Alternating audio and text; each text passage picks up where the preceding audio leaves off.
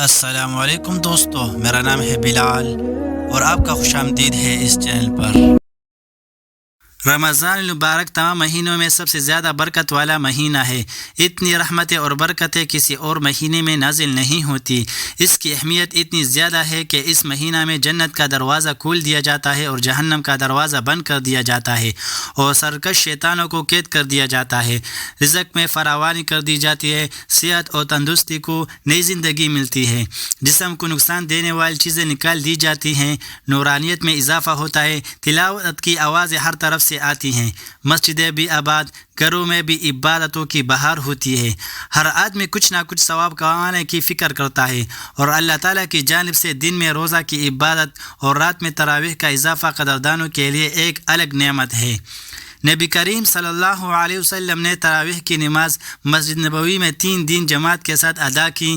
پھر اس کے بعد صحابہ کرام نبی کریم صلی اللہ علیہ وسلم کی منشا کو سمجھتے ہوئے 20 رکعت تراویح کی نماز رمضان المبارک کی ہر رات میں پابندی سے ادا کرتے رہے اور اب تک امت ادا کرتی آ رہی ہے اور قیامت تک یہ سلسلہ جاری رہے گا۔ جب تک مسلمان زندہ رہیں گے تراویح کا سلسلہ جاری رہے گا۔